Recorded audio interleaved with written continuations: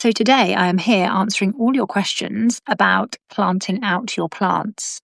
So we have got to that stage in the year where it's time to get things in the ground, really.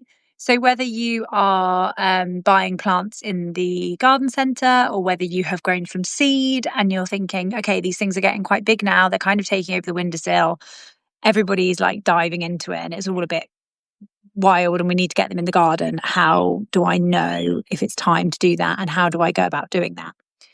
Hey, Joe, nice to see you, darling. Hope you are well. So if you are a paid member of the Seed, then you can ask your questions away in the comments here and I will answer them live. I have got a couple of pre-submitted questions written here, but otherwise, if you really want to ask a question, something comes up for you while I'm chatting or you have a question already, then do come and join us over at the Seed and you can ask your question live on this session. So I am going to dive into our first question. If you have one, like I said, pop it in the comments. So the first question is, I've grown plants from seed. How do I know when my plants are ready to go in the ground? This is a great question. So we are now in May. I am in the south of England here. Joe wants to ask something about watering. Okay, I'll go through that in a minute, Joe. I'll just deal with this one first. So yeah, I'm in the south of England here. So milder than it is perhaps if you're in the north, certainly milder than in parts of the US, which I did live last week. And the lady that I was chatting to, she's in Canada actually, but she said they had snow last week. So like we are well beyond that now. In fact, it's a bit chillier today than it has been, but it's been beautiful over the weekend. But it is really easy to get caught out when it's sunny and warm in the day. The key thing that you need to do is check your nighttime temperatures. So just go onto your, weather app, whatever you use, and look at your nighttime temperatures. And you want to make sure that those are above about 6 degrees. If it's getting down to kind of like 3-4 degrees at night, that is personally for me a little bit close for comfort for those plants being outside. But yeah, ultimately this depends on where you live in the world. So I'm not just going to come on here and say, right, it's time to get everything in the ground. What I am teaching you to do here in the Seed is to tune into your natural surroundings, tune into the nature that surrounds you, look outside in the garden, see what's growing, and really connect yourself and actually get out there. I say quite often to my clients, they're like, I want to plant things in the ground. I'm like, right, go and stand outside. Is it actually warm when you're outside or is it quite chilly? Like, don't wear a coat and see how you feel. Now, imagine you're a tiny little seedling that's grown, newly grown from seed, and you're going to go and chuck it outside in the ground. It's probably not going to like it. So this really is an invitation, if you will, to get out in your garden, actually experience it, be in your body, feel the temperature on your skin, and decide whether you think it is time for those little tender little plant babies to be able to go outside. I do share some more tips on how to know exactly when things are ready to go in the ground. But if you've grown from seed, in my latest article, which is called very innovatively called How to Know When to Plant Your Plants Out. Okay. And in there, I take you through like a 3-step checklist, checking when what's the weather like outside, what the last frost dates are. I get you to look at the number of leaves that the plant has got. And I also get you to look at the root system as well and to decide whether they are strong enough. Obviously, I go into way more detail than this in the article, to decide whether that plant is strong enough then to go out and be planted out in the ground. So if you are not yet a paid member to the Seed, come and pay, join us. You can access that article and you can tick yourself off on that checklist and then make sure that your plants are going to grow well in the ground. I've got a couple more questions here, but I'm just going to go back to Joe's because she is live here on the call. So Joe says, I'd like to ask about watering. I'm a bit scared to put some things in the ground because it's so dry. Yeah, it is dry. Do you know what? We actually had some rain overnight last night and I was like, yay, because the ground is really dry. And I get where you're coming from. The key thing you're going to want to do here is once your plants are in is going to be to water them really well. like, so when you actually plant them, make sure you put them in the ground and then create like a little, almost like a moat around the edge of them. So any water that you pour onto them collects in that moat and goes then and is taken straight down to where the plants need it, right at the roots. So you're going to do that. You're going to give it a really good soaking, really fill that moat and almost create like a little lake in your border, and make sure that the water goes down to where it's needed. The key thing is when you are freshly planting things out is not to just chuck them in the ground, give them one bit of water and then hope for the best. If you imagine, and you will be able to see their root systems when you plant them out, they are not that well developed. They maybe are probably a little bit too bunched in their pots, in which case you'll need to break them up slightly. Interestingly, when it comes to plant roots, everybody looks at plant roots and they see big thick ones and they think, oh, great, really good root system. Plants actually take up their water and nutrients from the soil in the really, really thin, little tiny, thin, skinny root system. So if you look at your plants and you think it's got loads of thick roots, don't be fooled into thinking that that is going to take up water really well. This is another thing that you can take a notice of when you're planting your plants is, have they got loads of little like thick roots and then little thinner ones coming off of them? If they have, then they're going to be better at taking up the water. But still, Joe, I would say, obviously, look outside. If it absolutely deluges with rain, excellent. But last night we had a bit of rain, but it's not even really been enough to soak the ground. So don't rest on those laurels. I would say get it in the ground. Try and plant if you can of an evening once the temperature has dropped out of the day. Give it a really good soaking. So that plant, then the water can go down to the roots. The plant can have a really, really good drink.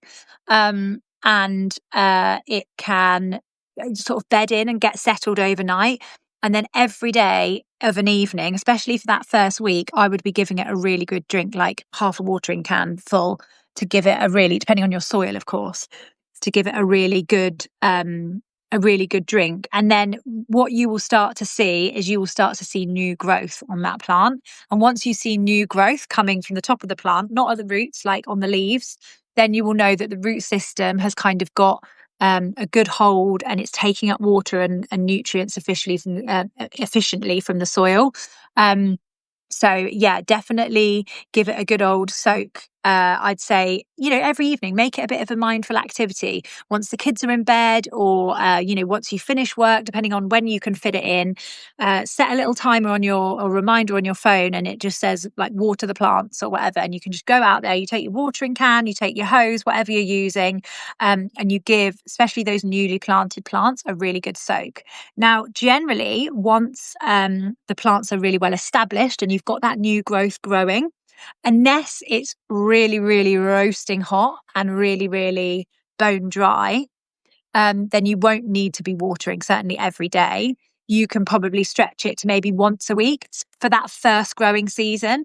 But if it's a perennial plant, certainly next year, its root system is going to be so much better established that it won't need you to be watering it all the time.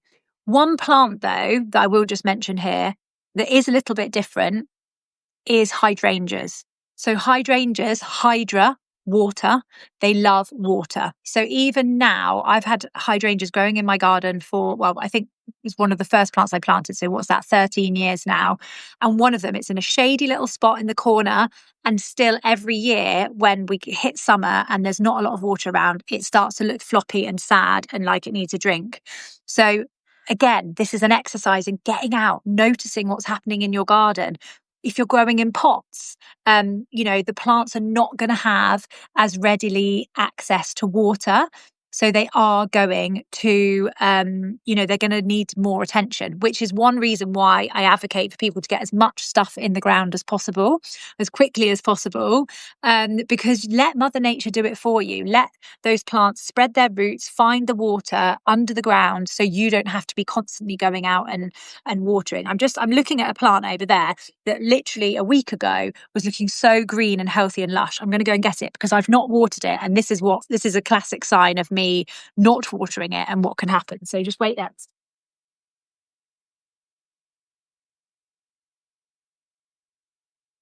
So can you see here how it looks really dry and sticky? It has got some green, but this was all really lovely, lush green. And now it just looks, ignore these yellowy bits because they're from last year's growth. But you can see here, it just looks like the leaves are not very luscious. They're not nice and shiny. The green is not like the lovely bright green that it was a couple of weeks ago. This is a classic sign that it's really dry. So I gave it a little drink last night. And it is, and I will have to probably stand it in some water because when I lift the plant up, it's really, really light, which is a sure sign it needs a good drink. Another really good thing to do before you actually plant the plant out, if you're worried that it's not having enough water, is get like a gravel tray. I'm trying to look for one here, basically, or any kind of tray. Sit the plant in the tray. You can just use a baking tray, actually, if you don't have anything suitable, and put a load of water in the tray and let the plant just sit and take up that water, and do that for a good couple of hours before you plant the plant out in the garden.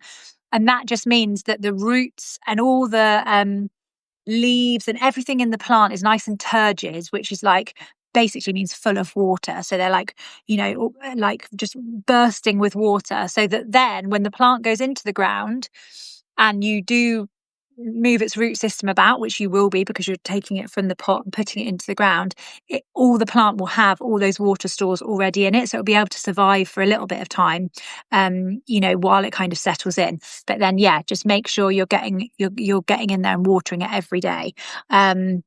And like I said, set that reminder because it's so easy when life gets busy to forget. So just have that as a repeating reminder and make it a habit. You finish work, you get straight out in the garden for 10 minutes to water those plants, or the kids go down at bedtime, you get straight out and you water the plants. And not only does that kind of help calm your nervous system, and allow you to kind of really be like, oh, I can relax now, everything's done. It will mean that the plants get regular attention as well. So we're kind of building this healthy habit for us, but also this healthy habit for our plants. So Joe says here, yes, I've emptied my pots and planted in the ground. Getting there, yeah. I mean, we've spoken about this already, Joe, in the community, but as much as you can actually get in the ground and get Mother Nature kind of helping you out and co-creating, the better. You like that, like a ritual. Exactly. Make it a ritual. Make it something that you do for yourself, but you also do for your garden, to stop the garden from feeling so overwhelming. On that topic, actually, I'm just going to go to one of the other questions. Here, sorry, it's moved and now I'm trying to scroll down and find it, which is, I want to have really full. This is talking about getting things from pots and planting them out into the ground, because what I find often is that people keep things growing in pots because I think it's going to be easier, but actually that's a complete fallacy. So I'll read this question and then I'll go into why I think that is. So I want to have really full looking borders. Don't we all, darling? How closely should I plant my plants? So there's a couple of things going on here. It's really tempting to go to the garden centre, buy your plants, and then like butt them all up against each other in the border so that they, the border looks really full. And this is what I see happening all the time. People just go, oh, right, well, I'll just put it in and it will look really full and it will look great. And then what actually happens is the plants tend to really struggle. They struggle to grow. Everything starts to look a bit sad and then actually starts to die. And the biggest reason is because things have been planted too closely. Okay. So, we've got Chelsea Flower Show coming up in next week, is it, or a couple of weeks' time. I've got many, many opinions on Chelsea, which I'll be sharing nearer the time. But one of the things that people don't realise when they see all the Chelsea gardens on TV is that actually those plants have been planted still in their pots. They don't even take them out of their pots. They leave them and they put them in, they cover them over with soil so that once the show is over, they can easily lift them and send the plants they tend to give them to like charitable causes, which is amazing. So they don't actually plant them in the ground. So that is why quite often they can build a show garden within a few weeks, and it looks really full and bountiful and lovely. And they also order big size of plants. They don't go for the kind of small ones that you might see in the garden centre. They go for big ones purposefully, that are purposefully grown for the show to give the look that they're going for. So then when you come along and you're like, right, well, I want to create a garden like Chelsea Flower Show, you because of budget, you opt for smaller plants, which I absolutely agree with, and really advocate for all of my clients to do that. Go for the smaller ones. But then what you do is you cram them all in to get that full immediate look. What we've got to realize here is that actually, if you do that, the plants will struggle because you are not giving them the space that their root system and actually the top of the plants needs in order to grow well. So much like us, if we feel like crammed into a space, like, when we feel really overloaded and really stressed because we've got so much going on, it's really, we don't feel good. We don't feel expansive. We don't feel like we're the best to be around. We're narky, we're cross, we're frustrated, we're snappy with our family, we're depressed, we're miserable, we're anxious because we're feeling squeezed. And that is exactly what happens when you plant all your plants in the border too close to one another. So what the easiest tip I can give to you is to look at these labels on plants. Okay, so I'm going to show you here. This one here says height 40 to 50 centimeters. So that's how high this is going to get. Very often they will also say like width, or it will say like 40 times 40, which will mean the plant will be 40 centimeters high, and it will be 40, it will spread by 40 centimeters as well. What this one says, which is interesting, it actually says number of plants per meter squared. So this says that in a meter squared, you can fit 6 of these plants, which I think is, I think that's going to be quite tight, but each their own. But yeah, that's an unusual one, actually. I haven't actually ever seen one like that. But you're looking for that height and width, it usually says. So it will say like 40 centimeters by 1 meter 20, 1 meter 20. So that might be, it's going to spread 40 centimeters. It needs 40 centimeters of space in which to grow into. And then it's going to get like 1 meter 20 high. Okay. So what you need to do is you need to look at the space that you have got, and you need to make sure that when you plant, if we just say, for example, that this one does say it needs 40 centimeters, that you are going to plant this. I mean, how wide is this? Maybe like 20 centimeters. So you're going to make sure that on this side, before the next plant, you've got at least 10 centimeters. And also on this side, at least 10 centimeters. And at the front and the back and all the way around it. And then the plant next to it is going to need a certain amount of spacing either side of it. So you can see that when you put those plants in the ground, it will look quite gappy. The border will look quite gappy to start with. I really advise, once you've got your planting area ready, is to get your plants and just put them down. Don't dig any holes. Just put them down in their pots where you think they're going to go, and just move them around. Measure all the distances. Make sure that you have got enough space for your plants to grow. And accept the fact that you are not going to be able to create a very full-looking Chelsea-esque show style garden overnight, because actually it's an illusion. It's complete bullshit. It is not how plants grow. It is not how Mother Nature works. So I'm here to kind of help you, I guess, debunk those myths and create things that are actually going to flourish, rather than that are going to struggle and you're going to get frustrated and then tell yourself that you can't garden and you're shit at it because everything's got crammed in too quickly. Okay. If you want some more guidance on plant spacing and how to do it, I have got a masterclass, which is a pre-recorded masterclass, and it is called How to Design a Border. It's very simple. Which is you can have a look at that, and then it helps you actually design the border in the class. You can pause me while I'm chatting away and explaining things, and actually draw it out and put your plants in, and it will also help you choose plants as well. If, however, you want something more bespoke and you really want my eyes on your garden, then book in for a garden glow up, and I can help you, and I will literally help you come up with plant ideas. I will help you I will draw you out a plan so you know exactly where to plant what and what spacing there should be, so you don't have to worry about it. So if you haven't got the time to figure it out yourself, which like so many of us haven't, then come and book a garden glow up and we can get that sorted. And I can do that wherever you are in the world. I have a client that I've just done that down the road for me, so I did it in her garden. I've also got a current client that I'm drawing her plan tomorrow. Actually, she's based in Essex, which is about 2.5 hour drive, so obviously too far away for me to drive. We've done everything online. So even if you're in the States or anywhere else in the world, we can find a time that makes it work for both of us, and we can get that sorted. So Joe says, yeah, my mum always used to do that, place them all and move them around before you dig holes. Yeah, absolutely. It's like that classic thing, isn't it, with woodworking, like measure twice, cut once. It's the same thing. Like, do not pick up that trowel until you've got your layout right. I know it sounds boring, I know it's not sexy, I know we all just want to get our hands in the soil, I get it. That is like my jam as well. But if you can get these basics in place, you're going to have far more success and far more enjoyment of your garden when things are flourishing and, flowering beautifully.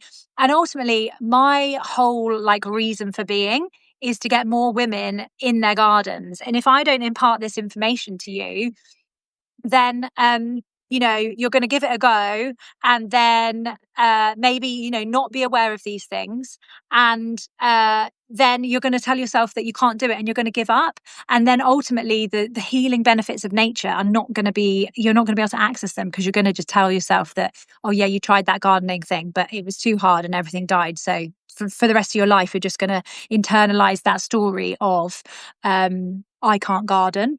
So let me fill that gap that's missing, that knowledge gap, that advice gap of, what to do. We didn't all just wake up one day and just knew how to garden. That is just not how life works. We're not just born with this information. I know our generation kind of feels like we should just know everything. But if you haven't got the time to be scouting YouTube for all this vital information, if you haven't got time to be scouting YouTube, trying to work out what's going on, either come and join the seed or come and book a one-to-one with me, and let's get your garden plan sorted so that every single action you take in the garden, is intentional, it's going to get you where you want to go, it's going to actually move you forward in creating a garden that you want to create. And it's also going to help you to feel good about yourself. It's going to help you to quiet your mind. It's going to help you to lower your stress levels. It isn't for me just about putting the plants in the ground. It is very much like making sure that you feel confident, that you know what you're doing, so that you can go on to enjoy your garden for years and years to come.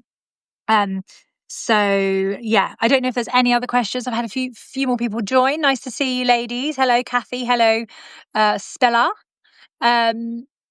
If anyone has any questions, do pop them in the comments and I will answer them.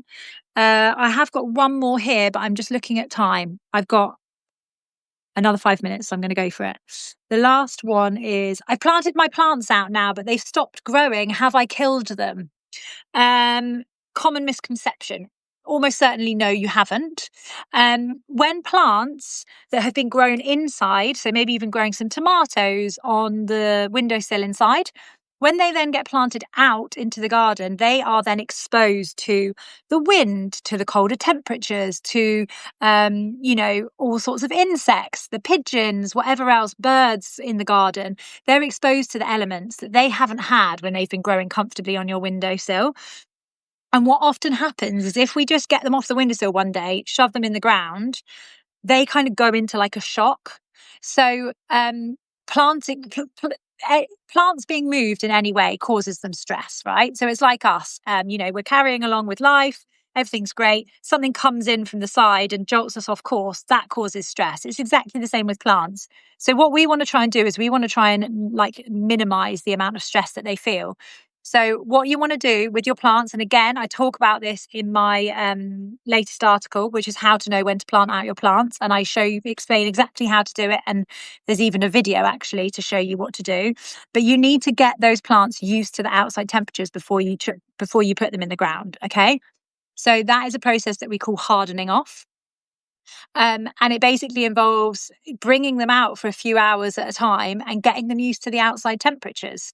Like I said, what that means then is that they will then go into the ground, but they'll already be used to the cooler temperatures. They'll already be used to everything. So the only thing that they're having to deal with at that time is to send out new roots, find water, find nutrients. Okay. So you're kind of ticking a few things off of their list so that they only have to deal with one stress at a time, basically.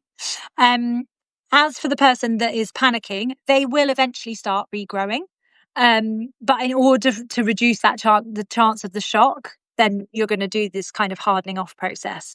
The other thing to be said here is that at any point when plants are under stress, that is when they are more susceptible to pests. They are more susceptible to diseases. Very similarly to us, when we're overloaded, when we've got too much going on, when our brains are like constantly on, and a child brings a cold home from school, guaranteed you're going to get it because you're already under pressure, under stress. So by creating a regular gardening habit for yourself, getting out in your garden, you are quietening your mind from all of the crap that's going on in your life, just giving yourself that 20 minutes out in your garden to kind of focus on the plants, focus on yourself, focus on what might be going on in your life that you kind of need to process. And you are lowering those stress levels. So when that child comes home with that horrible cold, you are already so much more resilient, and so much your immune system is in a better state. So you're less likely to get totaled by the cold as well. Because as we know, mental health, physical health, it's all connected. We are, a whole being. They don't work in separation. They work together. So, getting yourself out in that garden, getting off your phone, getting off the work laptop, and getting yourself out in nature in just small little clips of time. It can be just 5 minutes. Some of my mindful gardening activities are. Doing that as often as you can, every day if you can, is just going to keep you keep your stress levels low and keep your happiness and your joy and your well-being kind of topped up at a really good level, so that when life stresses come, which inevitably they will, you are in a better position to be able to be like, right, rather than going and completely spiraling, you can be like, right, what am I going to do about this? And you don't feel, your brain doesn't feel so full already that another thing on top just makes you completely explode. So that is the real power of getting out in your garden regularly. But I understand that it's hard to kind of work out what you should be doing out there, which is exactly why I'm here. Come and join the seed, and you have got mindful gardening activities that you can just choose from. Get outside, do the thing. I have got masterclasses. I've spoken already about the border design masterclass that will help you learn a specific gardening skill. So if you want to grow from seed, you can learn about that. There's one on like watering and feeding your plants. So you can learn specific like one-off skills with me. Or if you want more bespoke support, then you can come and book a one-to-one with me. And we can create that plan for your garden so that every action you take is getting you towards the goals that you want for your garden. Anyway, I'm going to head off. I'm going to make a coffee and I'm going to dive back into some work because I have loved having you here. But I am also going to have a little break this afternoon when I'm going to plant my sweet peas out. So I really encourage you to do the same. Thank you so much for joining live. I hope this has been useful. In fact, I'm almost 100% sure it would have been. And yeah, come again and chat to us live. And like I said, come and join the seed. It's a lovely group of ladies, all just trying to work out gardening and life, because they know that they need to do something that is for them, that is in nature, and that is going to make them feel better. See you later. Bye.